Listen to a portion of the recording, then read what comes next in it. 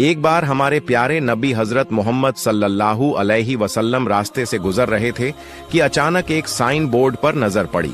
उस पर लिखा था, यहूदी के खजूर के बाग में पानी दो और बदले में खजूर पाओ। नबी सल्लल्लाहु अलैहि वसल्लम ने सोचा, मुझे भी खाना चाहिए, मैं यहाँ काम कर लूंगा। वो सीधे उस यहूदी के घर गए और बोले, ए यहूदी, मैं तुम्हारे यहाँ काम करना चाहता हूँ, मुझे खजूर चाहिए, क्या तुम मुझे काम दोगे? यहूदी हंसते हुए बोला, भाई तुम मेरे यहाँ कौन सा काम करोगे?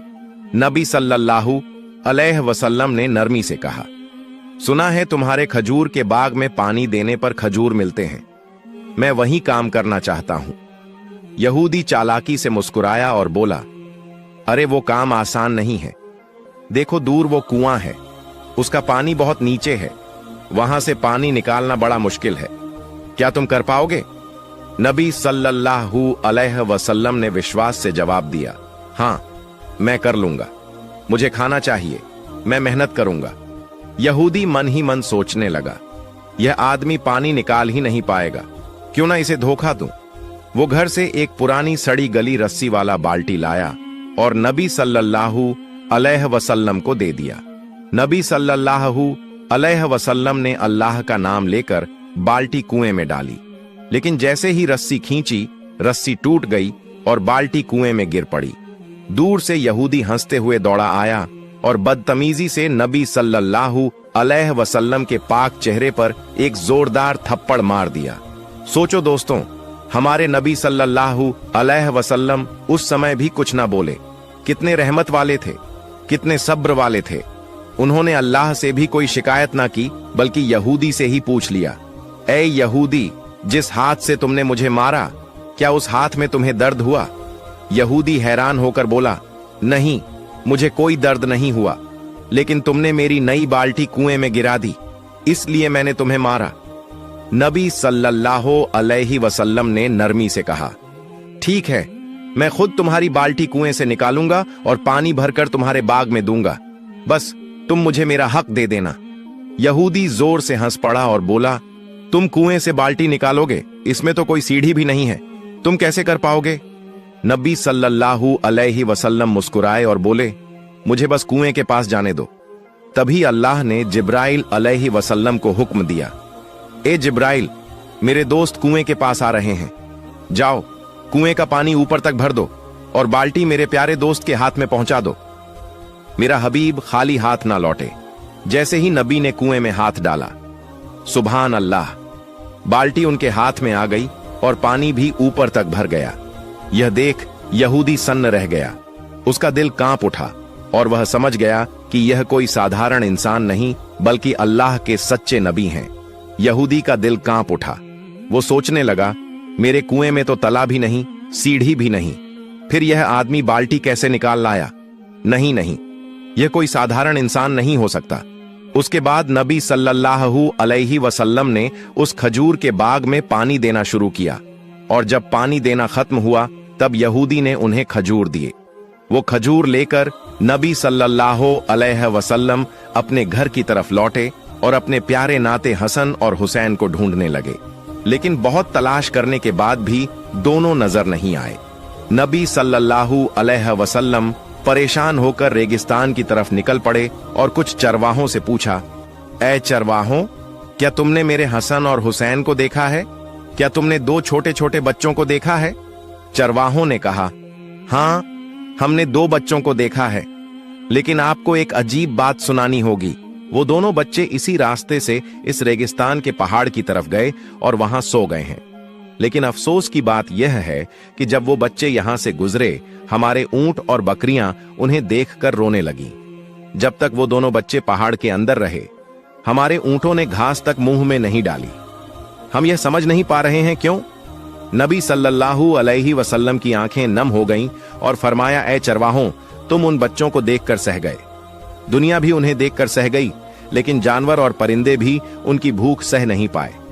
जब तक उनके पेट में खाना नहीं जाएगा, तब तक यह जानवर भी मुंह में निवाला नहीं डालेंगे। इतना कहकर नबी सल्लल्लाहु अलैहि वसल्लम पहाड़ की तरफ रवाना हुए और वहां जाकर देखा, हसन और हुसैन रेत को तकिया बनाकर सोए हुए हैं। नबी सल्लल्लाहु अलैहि वसल्लम ने उनके पास जाकर उनके सर पर हाथ फेरा।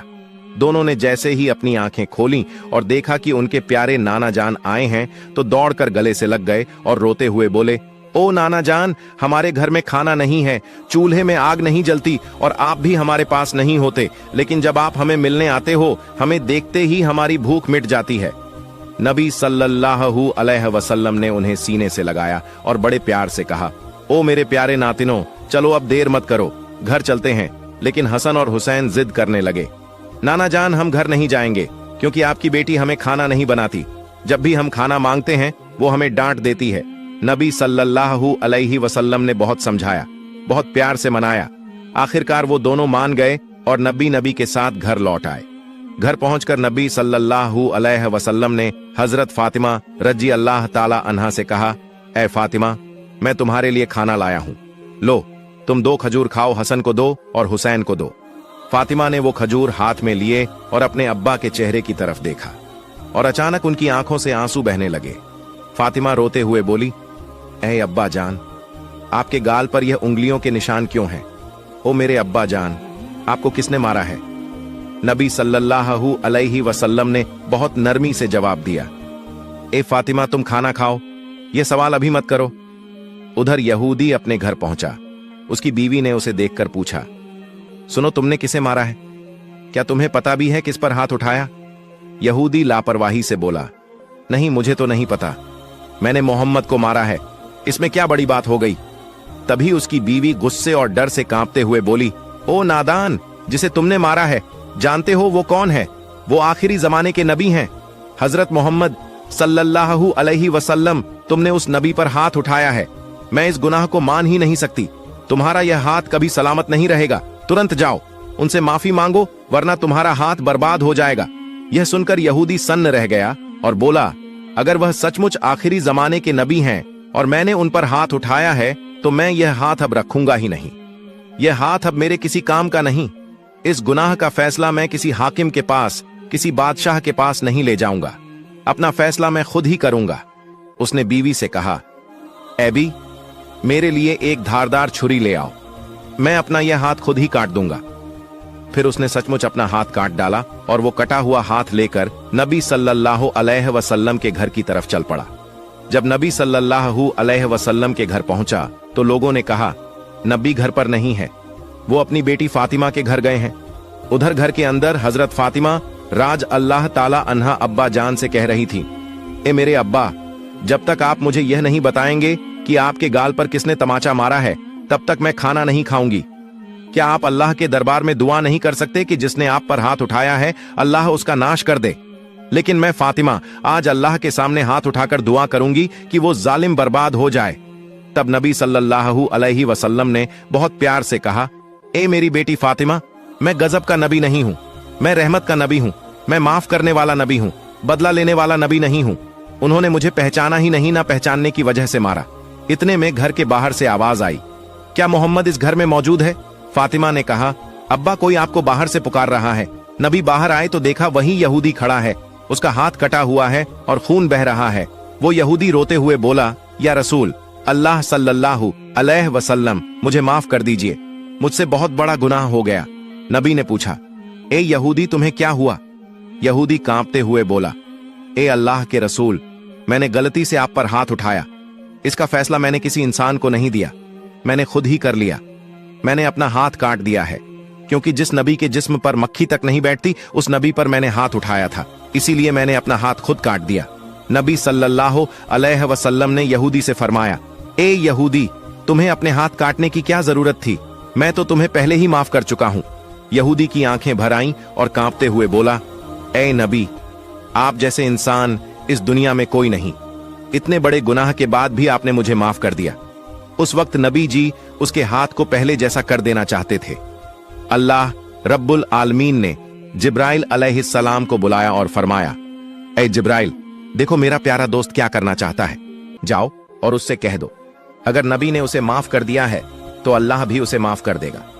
हजरत जिब्राइल नबी के सामने हाजिर हुए और बोले, या रसूल अल्लाह सल्लल्लाहु अलैहि वसल्लम, अल्लाह का सलाम आप पर हो, क्या आपने इस यहूदी को माफ कर दिया? नबी ने फरमाया, ए जिब्राइल, मैं गजब का नबी नहीं, रहमत का नबी हूं। मैं बदला लेने वाला नबी नहीं, मैं माफ कर देने वाला नबी हूं। तो हाँ, मैंने इसे माफ कर दिया है और मैं चाहता हूं कि मेरा अल्लाह भी इसे माफ कर दे और इसका हाथ फिर से सही कर दे। फिर नबी ने अल्लाह के हुक्म से अपने मुबारक लार को उसके कटे हाथ पर लगाया और सुभान अल्लाह, हाथ पहले जैसा सही हो गया, निशान तक ना रहा। यह देखकर यहूदी रो पड़ा और बोला, ऐ नबी या रसूलल्लाह सल्लल्लाहु अलैहि वसल्लम, जिस हाथ को आपने अपनी थूक से जोड़कर पहले जैसा कर दिया, उसी हाथ को पकड़कर मुझे कलमा पढ़ा दीजिए, मुझे मुसलमान बना दीजिए। नबी ने उसे कलमा पढ़ाया और वो यहूदी मुसलमान बन गया। सुभान अल्लाह। यह वाक़िया हजरत मोहम्मद सल्लल्लाहु अलैहि वसल्लम के दौर की है, जब अरब में एक गांव था जिसका नाम फादास था। इस गांव में रोका नाम का एक मशहूर पहलवान रहता था, जो अपनी ताकत और विशाल शरीर के लिए जाना जाता था। उस जमाने में रोका को सबसे बलशाली इंसान माना जाता था। कुश्ती में कोई भी उसके सामने टिक नहीं पाता था और हर मुकाबले में लोग उसकी ताकत के आगे हार मान लेते थे। अरब में उसकी बहादुरी और शक्ति के चर्चे हर तरफ थे। एक दिन रोका अपने गांव के कुछ लोगों के साथ कुश्ती को लेकर बातचीत कर रहा था। तभी वहां एक अजनबी आया और उसने सभी को संबोधित करते हुए कहा, क्या तुम लोगों को पता है कि मक्का में एक नबी तशरीफ लाए हैं? उनका नाम मोहम्मद सल्लल्लाहु अलैहि वसल्लम है। वह अल्लाह के सच्चे रसूल हैं और उन पर आसमान से कुरान उतारा गया है। उनकी बातें सुनकर बहुत से लोग इस्लाम कबूल कर रहे हैं। कहा जाता है कि उनके पास कई अजूबे दिखाने की ताकत भी है। उस शख्स की बात सुनकर वहां मौजूद लोगों में हलचल मच गई। सबने कहा, हमें भी उनसे मिलकर उनकी बातें सुननी चाहिए। रोका भी सोच में पड़ गया और थोड़ी देर बाद बोला, अगर वह सच में अल्लाह के भेजे हुए नबी हैं तो मुझे उनसे कुश्ती लड़नी होगी। अगर मैंने उन्हें हरा दिया तो साबित हो जाएगा कि वह सिर्फ एक आम इंसान है। यही सोचते हुए रोका अपने घर लौट आया। रोका का एक बेटा था जिसका नाम यजद था। वह भी अपने पिता की तरह बेहद ताकतवर था और उसने कभी किसी मुकाबले में हार नहीं मानी थी। रोका ने अपने बेटे से कहा, मैंने सुना है कि मक्का में मोहम्मद सल्लल्लाहु अलैहि वसल्लम नाम का एक शख्स है जिसे लोग बहुत बड़ा जादूगर कहते हैं। मैं सोच रहा हूं कि मक्का जाकर उनसे मिलूं और उनके साथ कुश्ती करूं। यह सुनकर यज्जद बोला, बाबा, मैं भी आपके साथ मक्का जाऊंगा। मैं देखना चाहता हूं कि वह वास्तव में कौन है। कुछ दिनों बाद रोका और यज्जद मोहम्मद सल्लल्लाहु अलैहि वसल्लम से मिलने के लिए मक्का की ओर रवाना हो गए। लंबा सफर तय करके, तपते रेगिस्तान को पार करके वे आखिरकार मक्का पहुंच गए। मक्का पहुंचते ही रोका ने महसूस किया कि उसके दिल में एक अजीब सी शांति समा गई है। उसे यह भी लगा कि मक्का के लोगों के चेहरों पर एक अलग ही रौनक है, जैसे यह शहर अल्लाह की रहमत से महका हुआ हो। मक्का की फिजा देखकर रोका ने अपने बेटे से कहा, बेटा यजद, मुझे लगता है कि यह जगह बहुत खास है। मैं अपने अंदर एक अनोखा सुकून महसूस कर रहा हूं। यजद ने भी सिर हिलाते हुए कहा, बाबा, मुझे भी वैसा ही महसूस हो रहा है। ऐसा सुकून और खुशनुमा माहौल मैंने पहले कभी नहीं देखा। उसी वक्त उन्होंने कुछ लोगों को देखा और उनके पास जाकर पूछा, क्या आप हमें बता सकते हैं कि मोहम्मद सल्लल्लाहु अलैहि वसल्लम कहां मिलेंगे? लोगों ने जवाब दिया, आप कौन हैं और कहां से आए हैं? रोका ने कहा, मेरा नाम रोका है। मैं बहुत दूर से आया हूं और मैं एक मशहूर पहलवान हूं। यह सुनकर लोगों ने बताया, हमारे नबी मोहम्मद सल्लल्लाहु अलैहि वसल्लम अल्लाह के भेजे हुए रसूल हैं और इस वक्त मस्जिद में मौजूद हैं। रोका और यजद मस्जिद की ओर बढ़ गए। जब वे मस्जिद में दाखिल हुए तो उन्होंने देखा कि एक बुजुर्ग व्यक्ति शांत और नूरानी चेहरे के साथ बैठे थे। उनके चेहरे पर एक ऐसी मुस्कान थी जो दिल को सुकून देने वाली थी। ऐसा लग रहा था जैसे वह सभी का स्वागत कर रहे हों। रोका ने गौर से देखा और समझ गया कि यही वह शख्स हैं जिनके बारे में उसने सुना था। वह उनके पास गया और आदर पूर्वक सलाम करते हुए बोला, ऐ मोहम्मद, क्या आप वही व्यक्ति हैं जिनके बारे में लोगों से सुना है? लोग कहते हैं कि आप अल्लाह के भेजे हुए रसूल हैं। मोहम्मद सल्लल्लाहु अलैहि वसल्लम ने बड़े नरम लहजे में जवाब दिया, वालेकुम अस्सलाम। हां, तुमने सही सुना है, लेकिन तुम कौन हो और कहां से आए हो? रोका ने गर्व से कहा, मैं बहुत दूर से आपकी तलाश में आया हूं। मेरा नाम रोका है और मैं इस दौर का सबसे ताकतवर पहलवान हूं। अब तक मैंने कभी किसी कुश्ती में हार नहीं मानी। रसूल पाक सल्लल्लाहु अलैहि वसल्लम ने मुस्कुराते हुए कहा, रोका, पहले बैठो, फिर हम बातें करेंगे। रोका सोचने लगा कि यह शख्स मुझसे आखिर क्या बात करना चाहता है। तभी मोहम्मद सल्लल्लाहु अलैहि वसल्लम ने बड़ी नरमी से कहा, रोका, अल्लाह से डरो। तुम्हारे जिस्म में जो ताकत है वह उसी अल्लाह ने दी है जिसने तुम्हें इतना बड़ा पहलवान बनाया। उसी महान अल्लाह के आगे सिर झुकाओ, उसी पर ईमान लाओ और मुझे उसका रसूल मानो। रोका ने हैरानी से कहा, ऐ मोहम्मद, तुम क्या कह रहे हो? मैं तो यहां सिर्फ कुश्ती लड़ने आया हूं। मैंने सुना है कि तुम अल्लाह के भेजे हुए रसूल हो और तुम्हारे पास कोई खास ताकत है। इसी वजह से मैंने फैसला किया कि मैं तुम्हारे साथ कुश्ती करूंगा, लेकिन तुम मुझे इस्लाम अपनाने के लिए कह रहे हो।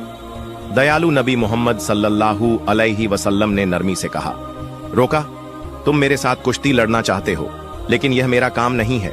कुश्ती लड़ना पहलवानों का काम है और मैं कोई पहलवान नहीं हूं। रोका हंसते हुए बोला, ऐ मोहम्मद, मैं तुम्हारी यह बातें सुनने नहीं आया।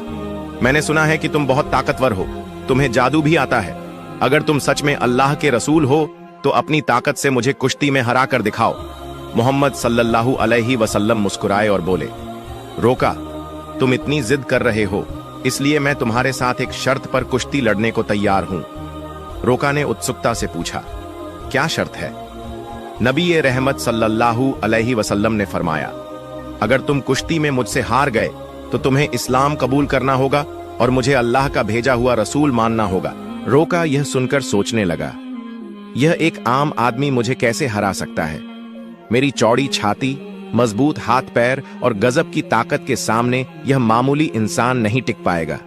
मैं दुनिया का सबसे ताकतवर पहलवान हूं और आज तक कोई मुझे हरा नहीं सका। यह तो पहलवान भी नहीं है, फिर यह मेरी बराबरी कैसे करेगा? यही सोचकर रोका ने मोहम्मद सल्लल्लाहु अलैहि वसल्लम का मजाक उड़ाया और घमंड भरे स्वर में बोला, ठीक है, मैं तुम्हारी शर्त मानता हूं। अगर तुम मुझे हरा देते हो तो मैं तुम्हें अल्लाह का रसूल मान लूंगा, अल्लाह पर ईमान लाकर इस्लाम कबूल कर लूंगा। इसके बाद कुश्ती के लिए एक बड़ा मैदान तैयार किया गया। मक्का और आसपास के इलाकों से लोग यह मुकाबला देखने के लिए उमड़ पड़े। हर कोई उत्सुक था कि क्या होगा। लोग जानते थे कि रोका अपनी ताकत के लिए मशहूर है, लेकिन वे यह भी देखना चाहते थे कि मोहम्मद सल्लल्लाहु अलैहि वसल्लम कैसे मुकाबला करेंगे। तय समय पर मुकाबला शुरू हुआ। दयालु नबी मोहम्मद सल्लल्लाहु अलैहि वसल्लम और रोका मैदान में उतरे। जैसे ही मुकाबला शुरू हुआ, रोका ने पूरे जोश के साथ रसूल सल्लल्लाहु अलैहि वसल्लम पर हमला करने के लिए कदम बढ़ाया।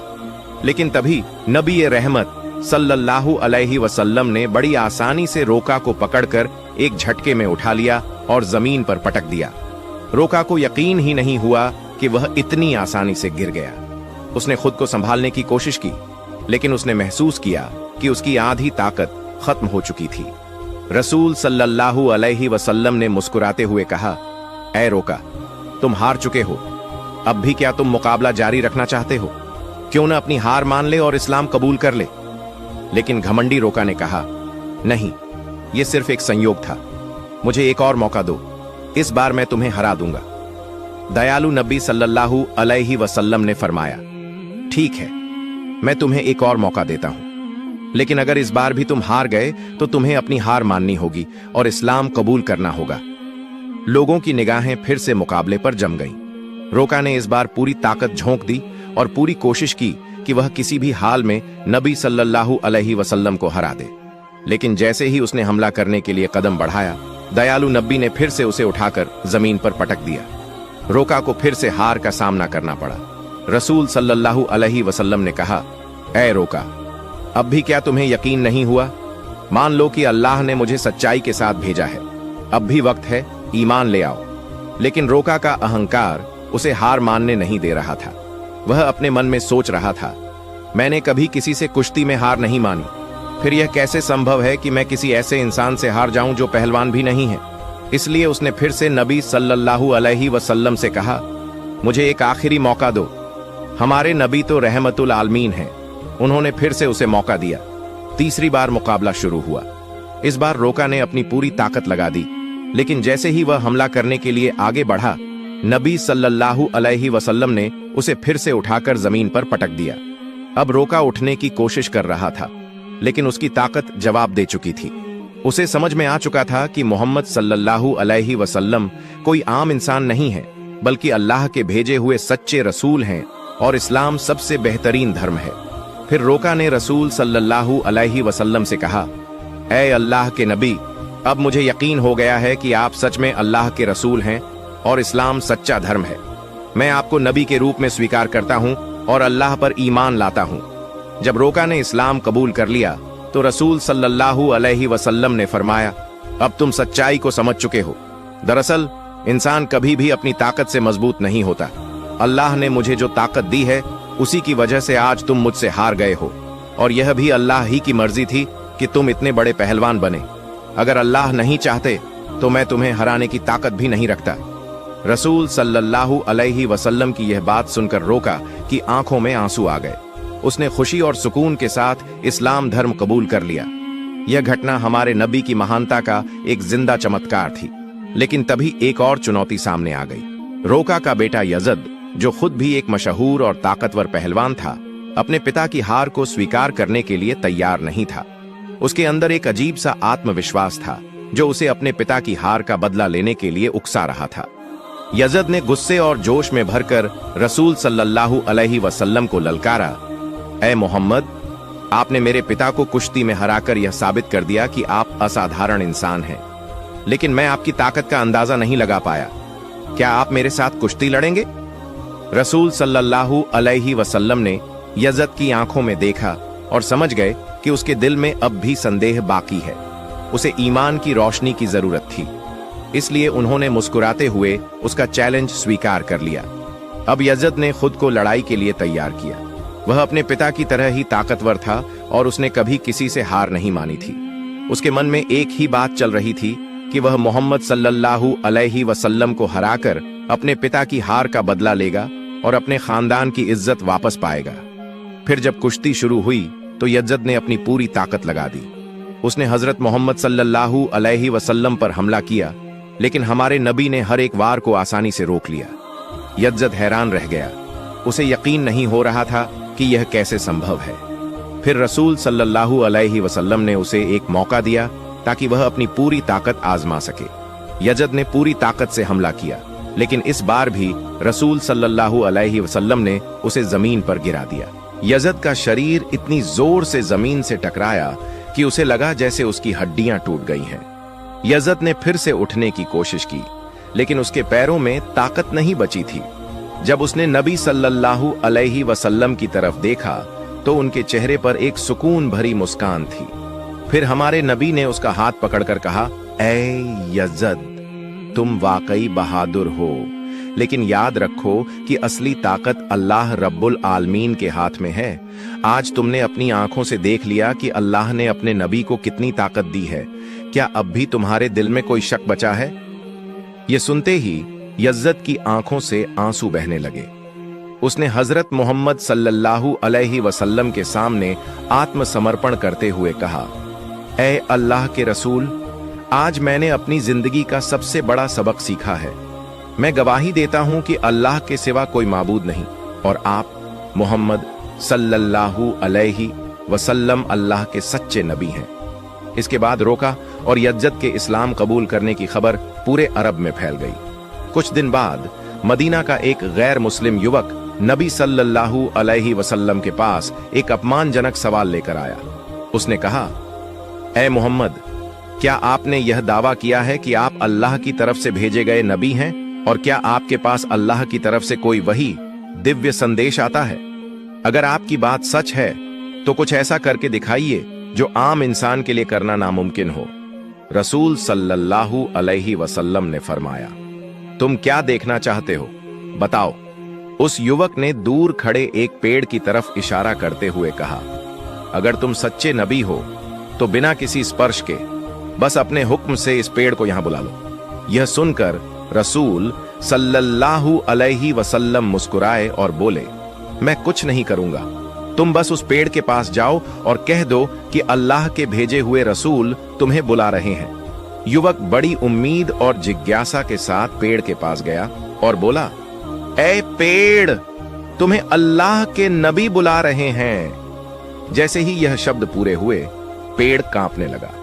लोगों ने देखा कि पेड़ ने अपनी जड़ों को जमीन से निकाल लिया और धीरे धीरे कूदता हुआ नबी सल्लल्लाहु अलैहि वसल्लम के पास आकर खड़ा हो गया।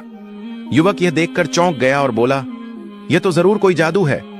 उसने कहा, अगर तुम सच्चे नबी हो तो इस पेड़ को वापस उसी जगह भेज दो जहां से वह आया था। नबी सल्लल्लाहु अलैहि वसल्लम ने फरमाया, जाओ अपनी जगह पर लौट जाओ। और सबने देखा कि पेड़ तुरंत वापस अपनी जगह चला गया और पहले जैसा खड़ा हो गया।